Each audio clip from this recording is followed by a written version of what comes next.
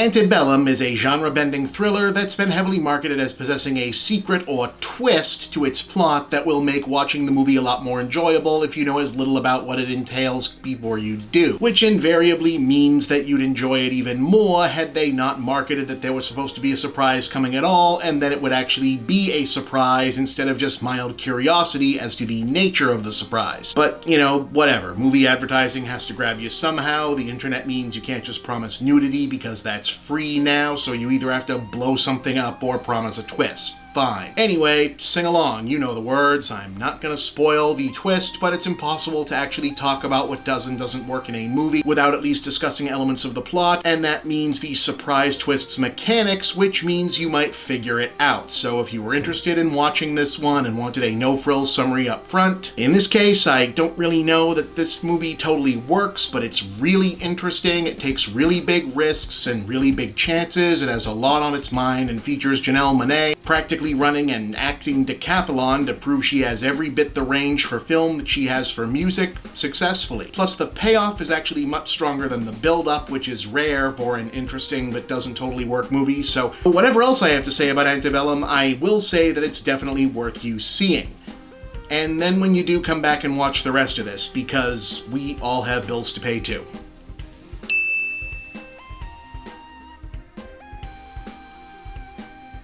Alright, so Antebellum is a thriller, drama, psychological horror film grounded in the history of slavery in the United States, specifically the Southern Confederacy during the Civil War. That's also a mystery, though, pretending for a moment that trailers aren't a thing, the mystery part is something we're meant to not know about right away. Divided into a deliberate three-act structure along 30-minute sections, the story opens in a particularly brutal Confederate cotton plantation and centers on Monae as a slave who we come to understand is the preferred target of brutal violence and gaslighting sexual abuse by the master of the house, a position we also gradually come to understand her fellow captives expect she is using to foment and plan rebellion and escape. But something is wrong about this plantation. It's managed by a regiment of Confederate soldiers instead of farmers. When the black characters speak to each other alone, it sometimes sounds like contemporary American English. There's details to people's hair, skin, and accents that don't quite add up. The soldiers don't act right either. Instead of talking about Dixie and secession or singing battle hymns, they use language associated with neo-Nazis and the alt-right like snowflake or blood and soil. They aren't even shipping out any of the cotton getting picked. It seems like they're just picking it to burn it. And if you're thinking, well, I just figured the movie out, in the watching of this, a lot of it's easy to miss the first time because the first third opts to obscure these details by backgrounding them with lots of graphic torture, racism, and misery, specifically in the forms of brutal sexual violence being inflicted on black women, which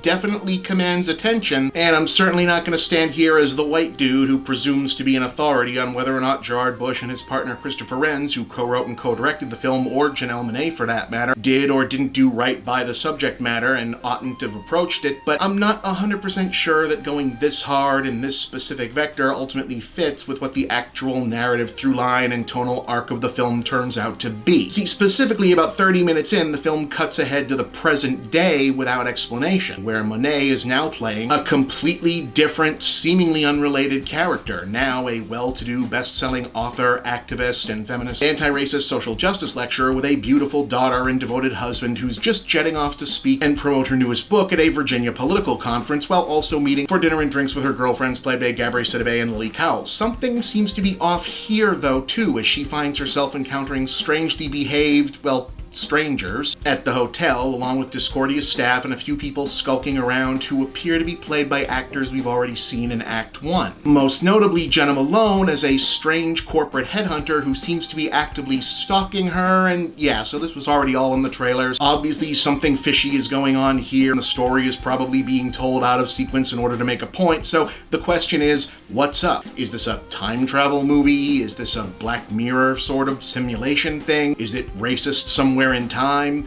Is it racist Westworld? Is it more racist Westworld? Now, obviously, that would be the spoiler, but suffice it to say, Act 3 is where things come together, i.e. here's what's going on and what our heroine will have to do about it.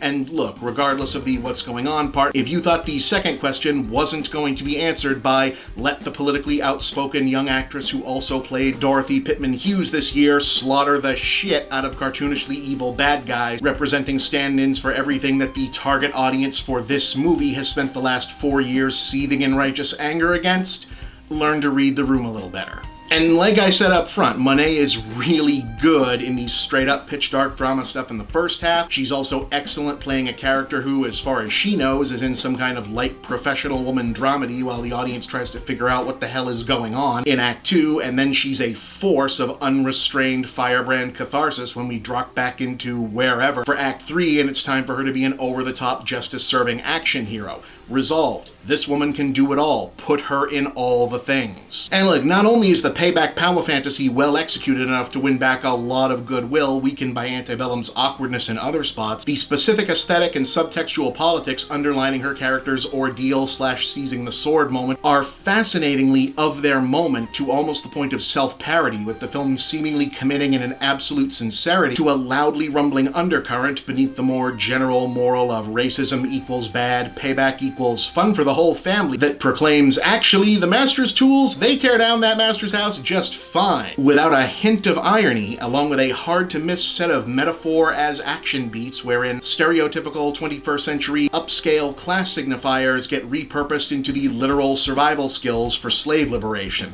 To say more would involve the spoilers, but suffice to say, there's a point at which Monae's character arc seems to want to be a quote-unquote black bourgeois death wish, but where Charles Bronson is Soledad O'Brien, which is such an absurd pitch to swing at. I have to admire that they connect with the ball at all, even if it doesn't get all the way over the fence, though I still feel like the execution of the third act gets all the guys on base home. I'm gonna stop with the baseball metaphors at this point.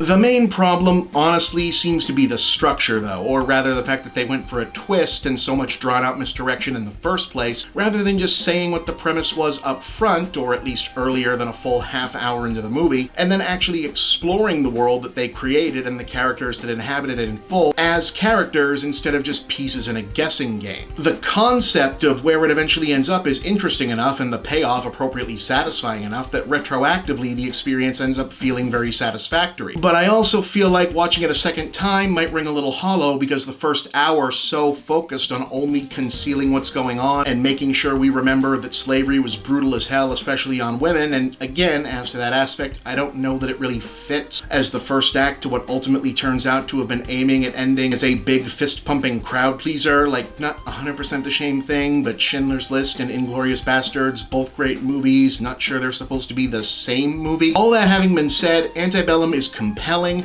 ballsy as hell, extremely well directed, stylish. Monae is an obvious superstar. Bush and Renz are clearly real talents. I can't wait to see what they do next. I found it really compelling, and I think it gives you a lot to think about, so I'm going 6 out of 10. It's much more interesting than a lot of other things less flawed.